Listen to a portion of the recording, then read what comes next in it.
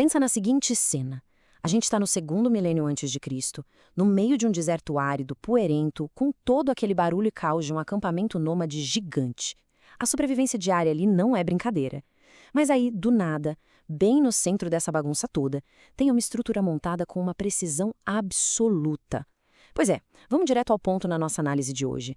O capítulo 27 do livro de Êxodo não é só um manual de construção antigo e difícil de ler. Pelo contrário, é a planta exata de uma fronteira incrível, tanto física quanto simbólica. Vamos decodificar essa área externa e entender como cada detalhe servia para organizar a experiência humana diante do sagrado. A nossa rota de hoje vai passar direto pela fronteira do sagrado, depois a gente olha a porta do pátio, explora o altar de bronze, a luz perpétua e, para fechar, a gente vê como era feita a manutenção de tudo isso. Começando então pela fronteira do sagrado, vamos explorar como era esse pátio do tabernáculo. Imagina você se aproximando do local.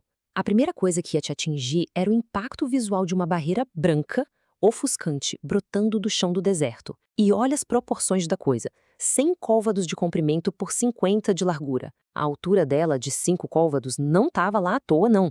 Ela foi pensada justamente para bloquear totalmente a visão de quem estava do lado de fora. A estrutura era feita de um linho finíssimo com bases de bronze. Aquele branco brilhando sobre o sol rachando era a representação perfeita da pureza que se exigia para conseguir chegar perto do rei de Israel.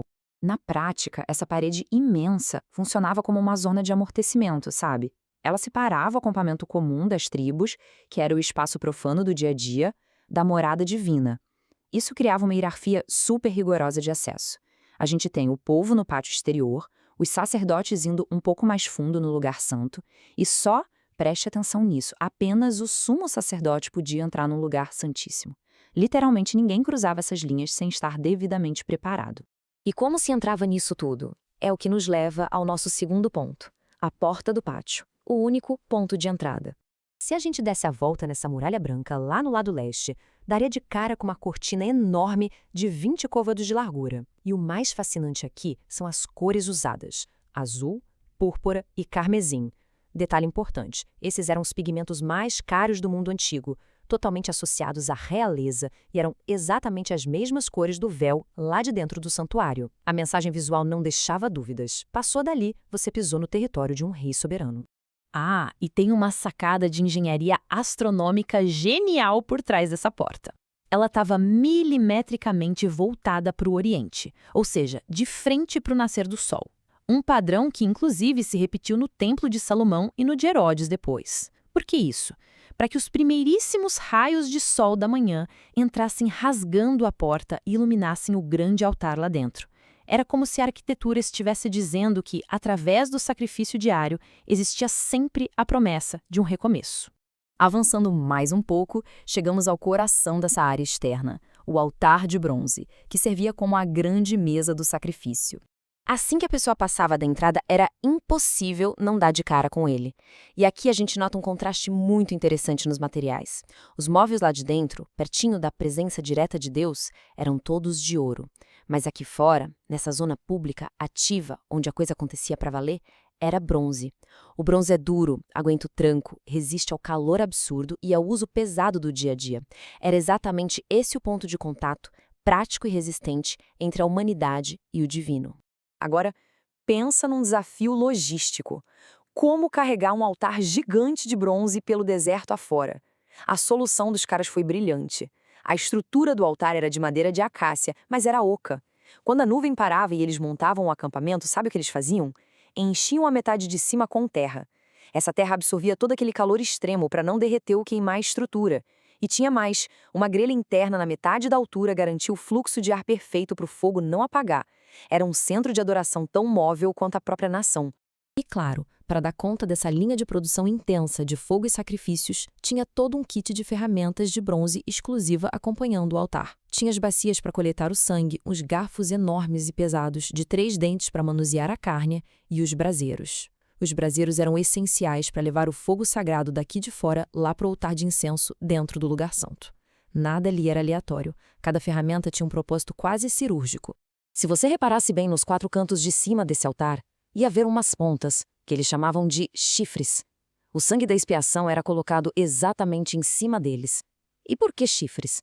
No Oriente Antigo todo, esse formato tinha um peso simbólico gigantesco. Era sinal absoluto de poder e de força. E o mais curioso é a questão legal envolvida nisso. A lei estabelecia que, se alguém corresse e se agarrasse nesses chifres, tinha o direito de asilo. Era literalmente o último refúgio seguro para quem estivesse correndo perigo de morte. Seguindo nosso fluxo, vamos falar da luz perpétua. Isso envolvia uma logística de vigilância bem específica.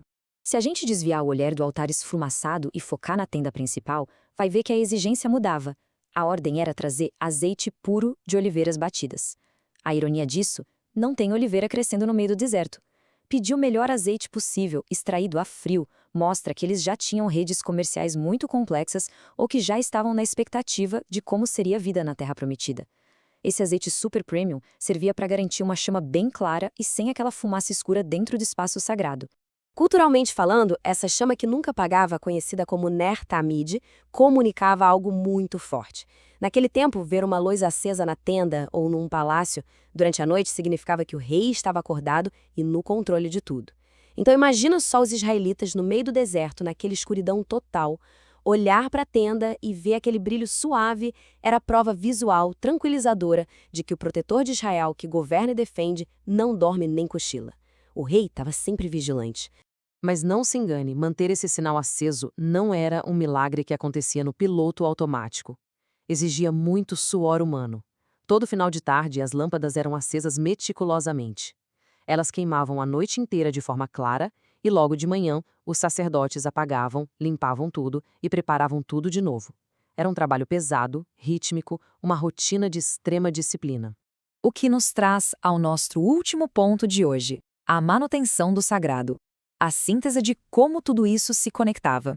Se a gente der um passo para trás agora e olhar o complexo inteiro, a grande ficha que cai é a seguinte: essa obra arquitetônica absurda seria inútil sem a participação das pessoas. Eram as pessoas comuns que tinham que trazer os sacrifícios até a porta e dar um jeito de conseguir aquele azeite de oliva puríssimo e escasso.